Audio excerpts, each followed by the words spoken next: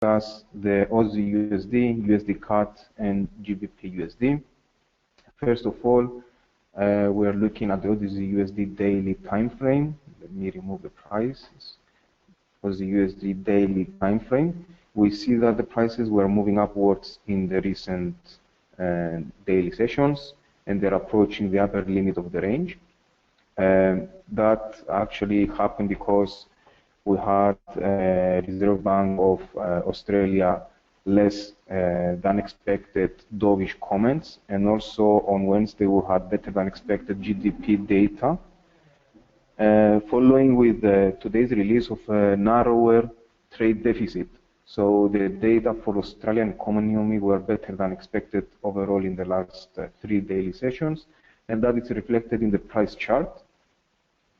So as far as it concerns technicals, we see that the prices are approaching strong zone here and strong resistance zone at 0.7325. And if we look at the lower time frame, at the H4, we see that there is an uptrend. Prices were moving upwards, but we have today the first black candle, which indicates that we may have a weakness in the intraday. Of course,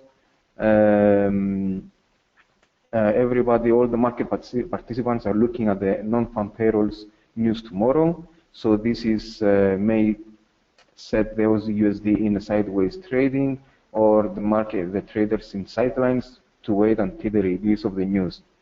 Nevertheless, I'm not expecting for today for those USD to go above 0.7326, and we may see a retracement down to 0.7255 in the intraday. Going to the next, one thing that I would like to add here is that if you set limit orders above 0.7326, could be proven a profitable strategy. So in a short-term intraday trading, a short position on AUDUSD could be profitable. Looking at the next one, the USD CAD, we look at the daily first. So we can see that the prices, the Canadian dollar actually strengthened since the 20th of January from 146.94 down to 133.84. This is a 9% move of the Canadian dollar against the US dollar. And mainly that happened because of stabilization in oil prices. And also the Bank of Canada made some comments that indicated less, reduced the easing expectations of the central bank, and that helped the Canadian dollar to strengthen further. However, yesterday we saw an inverted hammer candlestick at the support of 1.3384. Let me zoom in. So this candlestick here, usually it's a reversal candlestick of a downtrend, and it happens usually at a strong support level. And as we can see here, there is a strong support level as well. So this is an indication that we may have a retracement in the following sessions. And if we look at the lower time frame, the H4, we can see that the prices have extended into sideways in the last day. So since yesterday from at 8 o'clock our server time, which is GMT +2, we saw some candlesticks going in sideways between the lower level at 133.84 and the top of 134.98. And if we see a breach of 134.97, I would expect prices to go higher, and that could be up to 136.51, which is near the 61.8% of the Fibonacci extension from, let me see the price, from 138.42 down to 133.84. And also it has been a strong support level there. So it's very likely that we see a retracement up to 136.51. And if we look at the daily inverted hammer candlestick, you can see that the prices went up and then came down. So the bulls had the power, but eventually they abandoned it. So I would expect for a confirmation of the bull's power in order to take a position in the USD CAD in the lower time frame, and the confirmation of the bull's power will be a breach of 134.97 resistance. Going to the next one, GBPUSD. I will start with the weekly time frame.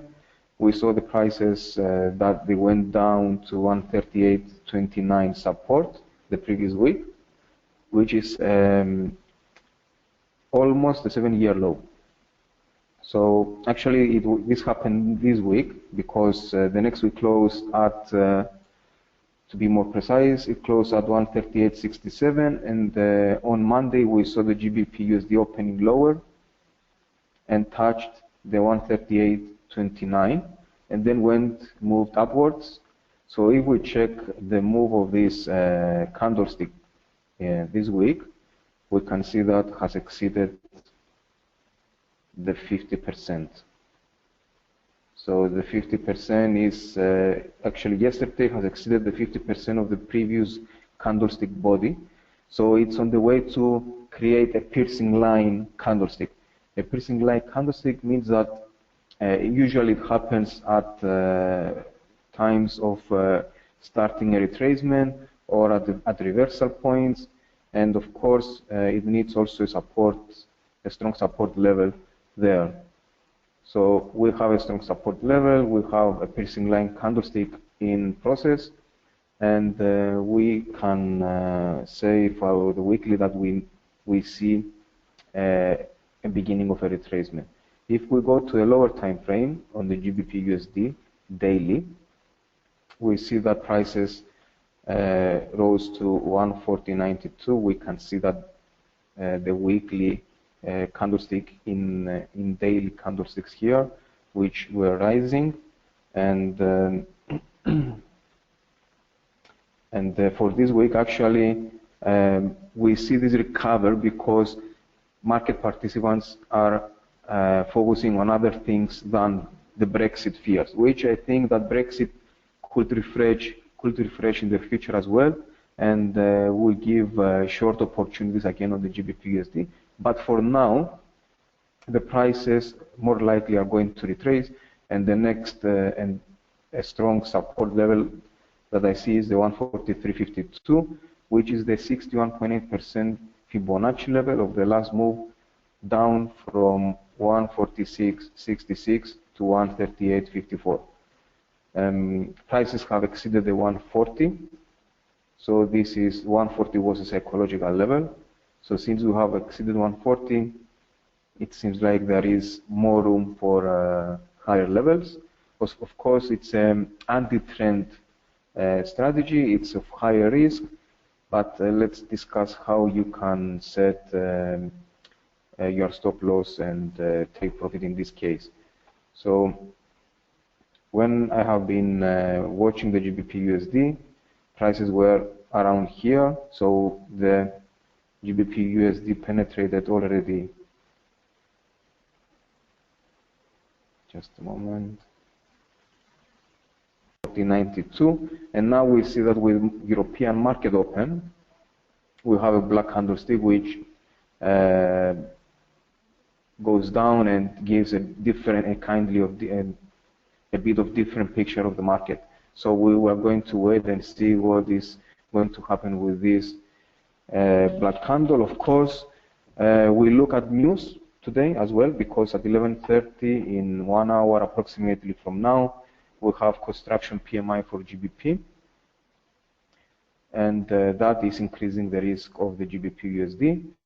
In case that you decide to go long at 140.92, then the stop loss should be placed at 140.70, which is up 20 pips, and the next target is at 141.21.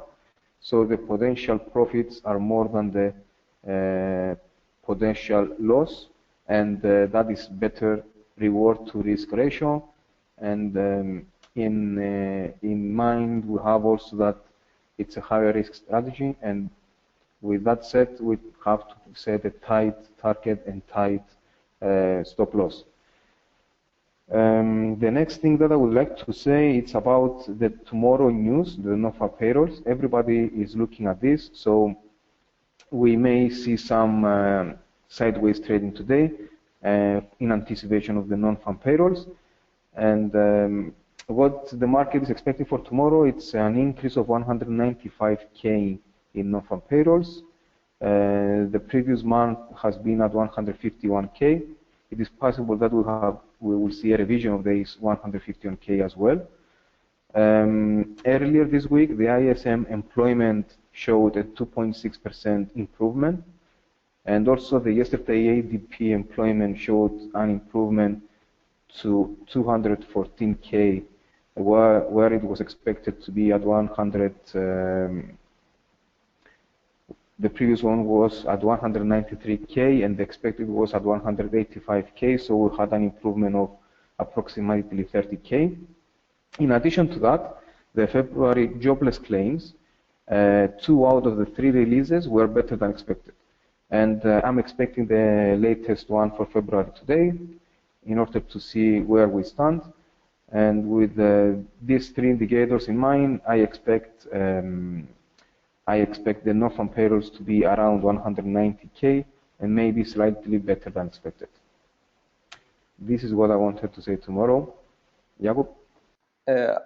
I'll look into gold and crude oil, but let's start with crude oil first.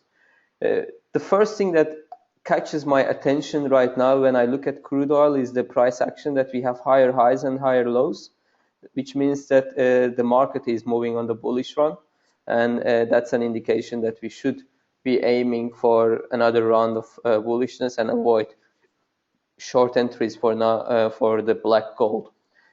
So what entries could we really look for? That's I believe the question that everyone has in mind.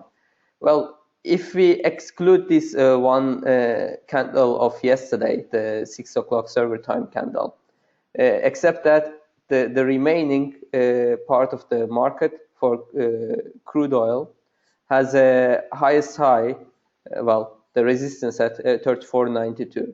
That also coincides with $35 psychological resistance level as well. So I would actually, that being said, look for a possible breakout of 34.92 level, and my targets from there onwards would be going towards 36.16 level, and this is where I'll be shorting crude oil, 36.16, maybe 36.15 level, and the targets from there onwards will be quite bearish. Immediate support will be at 34.75, and then 33.84, and last but not least, we will be looking for $32.89 per barrel for the crude oil short targets. So this also reflects itself into USD Canadian dollar. As Adamas was going through, I just want to share one additional point about it. Although in typical technical term, the candle from yesterday is reflected as a reversal candlestick, which is indeed for most analysts out there a reversal candlestick. But one thing we are missing, or some of the comments will miss here, is the fact that the candle didn't really make a lower low compared to the previous day's candle, and that's actually historically looking at, there is a possibility that this is going to be a continuation candle. So I would be hesitant on it. Of course, the reversal will come from, but if we really look into it, we will see that there is 200 moving average right there as well, just below from where we are. It's only 160 pips.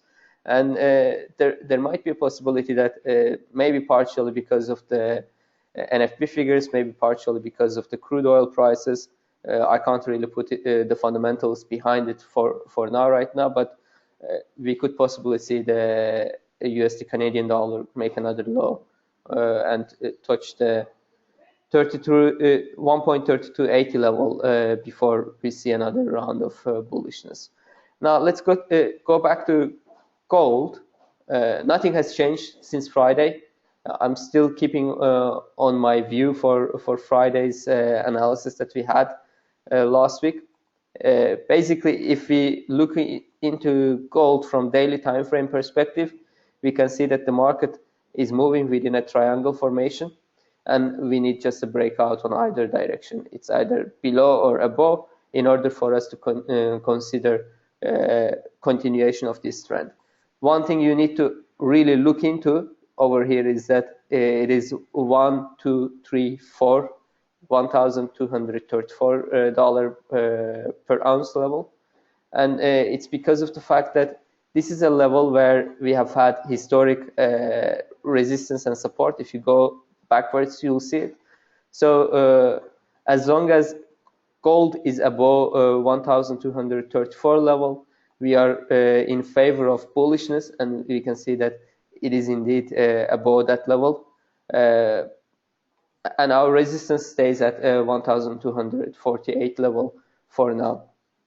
So above 1,248, we will look for further bullishness, initially, of course, to 1,255 level, which is 161.8% Fibonacci retracement zone. And from there onwards, we'll even consider further bullish developments. It might come due to the NFP figures if there is any disappointment tomorrow, and the following targets will remain at 1,300 level for the bullishness. Meanwhile, on the other hand, if we see today or tomorrow a break below the 1,234 level, our remaining targets will go first from this level to 1,229 level, and then from there onwards we'll consider the bottom part of the triangle, which is 1,217 level more or less. And last but not least, I believe that main support should be found at 1,194 levels. This is so far it for today, and if you have questions, please feel free.